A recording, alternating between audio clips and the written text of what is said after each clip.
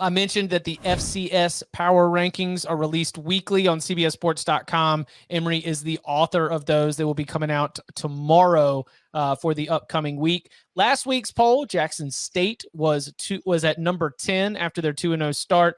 That was coming off the win against Tennessee State. Well, the offense, which cooked against Florida A&M and then was tested a little bit against Tennessee State, well, it was back and rocking and rolling.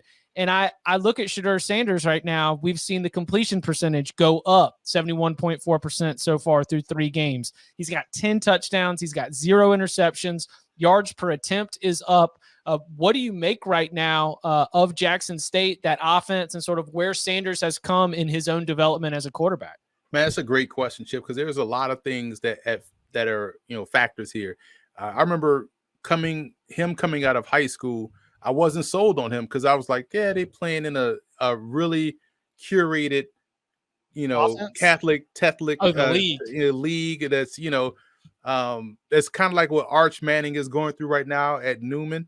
I'm very familiar with Newman and who they play, so I get why people have some concerns. But I had those concerns about Shedeur Sanders. Then you're just thinking like, okay, maybe this is a daddy ball situation where is he really that good?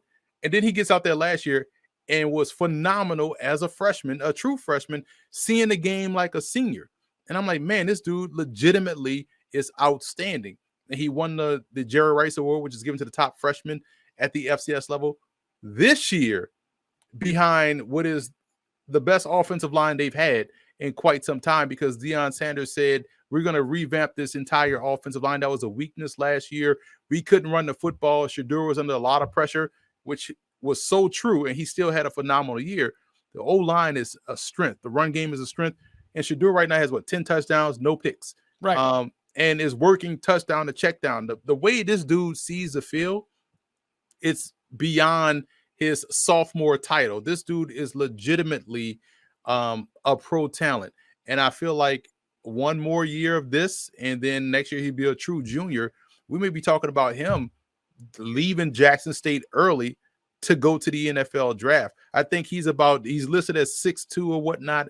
It's probably about 6'1.5", maybe about 205 pounds, which is fine. Size is not a skill. We know Bryce Young is 5'11", 195. But I tell you what, man, Jackson State won't lose a game in the SWAC. Period. Their toughest challenge was FAMU, and they beat the doors off FAMU. I don't see anyone competing with them on the perimeter, up front, and definitely not in the secondary. They got some dogs out there. And what makes them special in the secondary is they can man up across the board. And normally when you watch college football, you have one dude that can man up. You don't have 4. And they have 4 dudes that can man up, and they are able to get to the quarterback as well. So they won't get challenged until they get to the Celebration Bowl against a MEAC opponent, which quite honestly is up in the air right now, because you might have North Carolina Central, who's looking outstanding, and you might have South Carolina State that's still in the mix, but also keep an eye out for Morgan State as well. They look really good on defense and up front along the offensive line. So that's the only test I see for Jackson State, because again, they're going to go undefeated, which means they're going to win the SWAC and not be able to make the playoffs because they're going to have to go to the Celebration Bowl.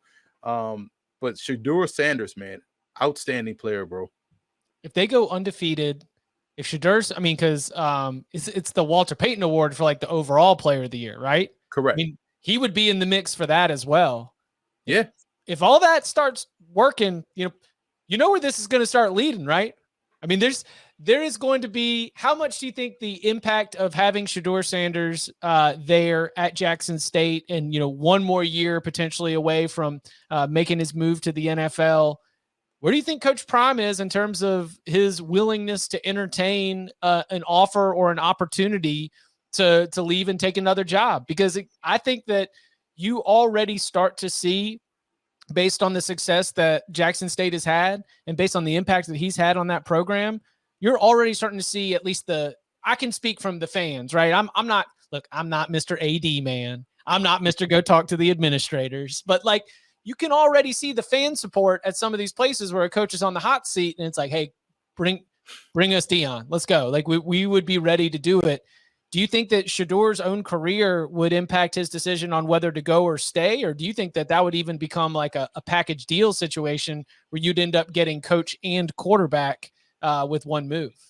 Nah, I honestly, here's what I truly believe. I truly believe he stays at Jackson State regardless. And the reason why I said that, because when you look at a lot of the schools, the HBCU brand is as unique as the Ivy League brand. If the Oh, Ivy sure. League decided to really, take football seriously, they could just move up to the FBS and dominate right away. They got all the money, they got the history, they got the prestige.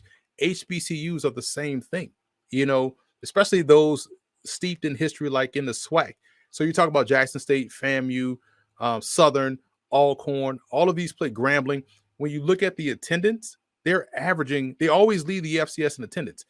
Jackson State is averaging 50,000 fans a game.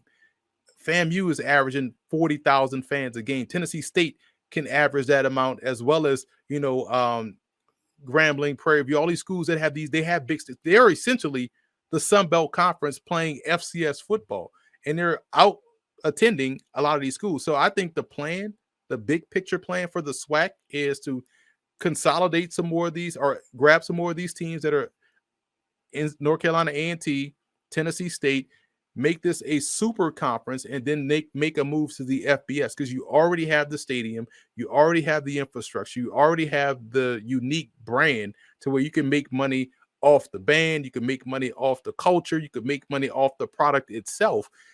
So there's no need for Deion to leave. There's a need for the SWAC to move up. And I think that's where the mission is. That's where the goal is. And I think that is irregardless of whether or not Shedeur goes off and jumps early to the NFL, because I don't see Deion taking an NFL job. He wants to coach these student athletes, and he has a great opportunity to really elevate or help be a part of the elevation of the SWAC as a whole. Think about it, man. You look at some of these attendance records. Last weekend up here in New York City at MetLife Stadium, Morehouse and Howard. Now, they're not two door beaters. Morehouse and Howard put 30,000 in MetLife Stadium. Morehouse is in Atlanta, Howard is in DC. You know what I'm saying? So they can elevate and make this thing big. I think that's the overall big picture goal for Deion. Deion's an Under Armour guy, right? Yeah, he's an Under Armour. Yeah, I think he's Under Armour. Yeah. So if there was an SEC program located in Alabama with Under Armour affiliations that decided to move on from a coach, let's call him, I don't know, Ryan Barson, and let's just say hypothetically, and let's just say there was some support for finding yourself someone who would come in. You think that Deion wouldn't be intrigued by going to coach at Auburn? I'll play the song. Back then you didn't want me. Now I'm hot. Now you all on me. They didn't want me back then when I was trying to get the job. Now that you see what I can do, again, I hate to keep bringing up the same quote, but it makes so much sense. It's so profound. Yesterday's price ain't today's price. I don't want the job now anymore. I'm building something. Now, I will say, if $1 billion were laid out on the table, sure, we can talk about it and reconsider, and maybe my thoughts and all my convictions change. But if it's not $1 billion, then I'm staying where I'm at.